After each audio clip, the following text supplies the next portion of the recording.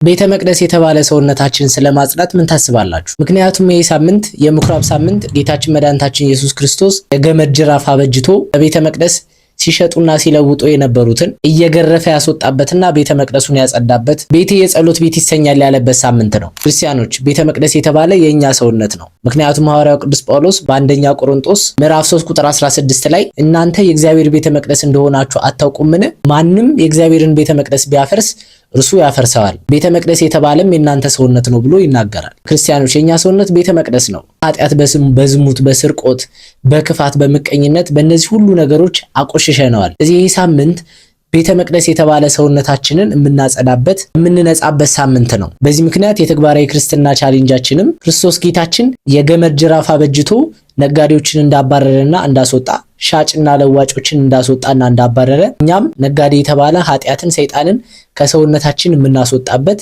ጌታችን ቤተ መቅደሱን ዝም እንዳደረገ እኛም በጣም ጫጫታ ከበዛበት ከሶሻል ሚዲያ ከኃጢአት ከክፋት ዝም የምንልበትና ጸጥ የምንልበት ሳምንት ሊሆን ይገባል። በዮሐንስ ወንጌል ምዕራፍ 3 ላይ እንዳለ ይሄ ሳምንት ምኩራብ ይባላል። አይሁድ ቅዱሳት መጻሕፍትን የሚያነቡበት ጸሎት የሚያደርጉበት የአይሁድ የጸሎት ቤት ምኩራብ ተብሎ ይጠራል። በሐዲስ ኪዳን ደግሞ ቤተክርስቲያን ቤተ መቅደስ ምኩራብ ትባላለች። ይሄ ሳምንት ስለ ቅናት ይነገርበታል። ነቢዩ እግዚአብሔር ቅዱስ ዳዊት እስመ ቅናተ ቤትከ በልዓኒ የቤት ቅናት በልታኛለሽ ብሎ የተናገረው ጌታችን በመዋዕለ ሥጋዌው ሻጮችና ለዋጮች ቤተ መቅደሱን ሞልተውት ርግቦችን፣ ላሞችን፣ ከብቶችን እየሸጡ ቤተ መቅደሱ የጸሎት ቤት ከመሆን ይልቅ የሽያጭ ቦታ መሆኑ አምላካችን ስላስቀናው ገመድ ጅራፍ ያባረረበትን ሳምንት እናስባለን። እንዲሁም እኛ ክርስቲያኖች ለቤተ ክርስቲያን ቤተ መቅደስ ለተባለ ሰውነታችን ልንቀና እንደሚገባን ቤተ ክርስቲያን ለተባለችው ለምድራውያን ለኛና ለሰማያውያን ቅዱሳን ህብረት ለሆነችው ክርስቶስ ራስ ለሆነላት ለዚች ቤተክርስቲያን ለህብረቷ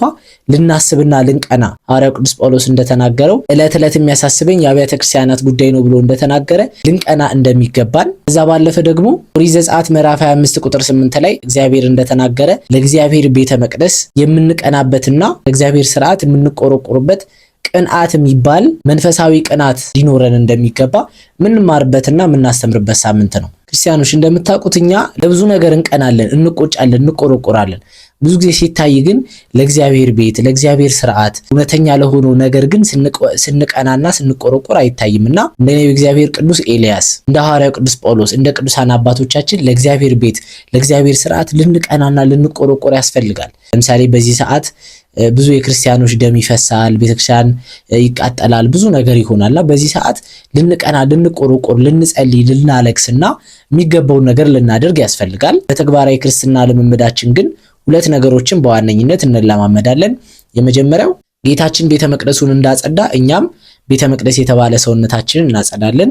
ሁለተኛና ዋነኛው ግን በዚህ ሳምንት ቢያንስ በቀን አንድ ጊዜ ቤተክርስቲያን እንሳለማለን። አባቶቻችን ሲናገሩ ኢየሩሳሌም ሳትሳለም ከዮርዳኖስ ሳትጠጣ አጥተዋል ይላሉ። ያ ማለት ምን ማለት ነው? ኢየሩሳሌም የተባለች ቤተክርስቲያን ናት። ቤተክርስቲያን ቢያንስ በቀን አንድ ጊዜ ሳትሳለም አጥተዋል ማለት ነው። ክርስቲያን ቢያንስ በቀን አንድ ጊዜ ቤተክርስቲያን መሳለም ኢየሩሳሌም መሳለም ይኖርበታል። ሲሆን በፍትሐ ነገሥት አባቶቻችን ክርስቲያን የነግ ጸሎት ማለትም የጠዋት ጸሎትና የሰርክ ጸሎት የማታ ጸሎት ቤተክርስቲያን ሆኖ ሊጸልይ ይገባል ብለው ይናገራሉ። ከሰባቱ የጸሎት ጊዜያቶች የጠዋት ጸሎትና የሰርክ ጸሎት በቤተክርስቲያን ነው መሆን ያለበት።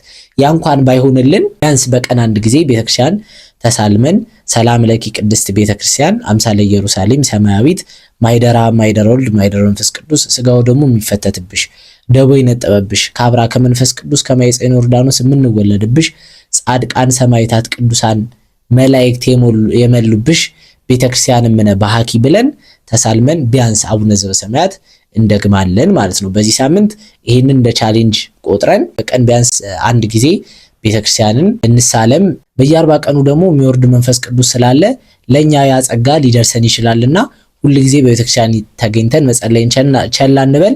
በዚህ ሳምንት ደግሞ በልዩ ሁኔታ ቤተክርስቲያን እየገባን ምኩራብ የተባለች ቤተክርስቲያን እየገባን ጸሎት እናድርስ። እግዚአብሔር አምላክ ሳምንቱን የበረከት ይበልልን። ከዛ በተረፈ ዛሬ የምናከብራቸው ብዙ ቅዱሳን አሉ። ከቅዱስ አቡፋና፣ ከቅዱስ አባ እንጦንስ፣ ከቅዱስ መርቆሪዎስ፣ ከቅዱሳት አንስት በረከት ረድኤት ለሁላችን ያሳትፈን። ይቆየን።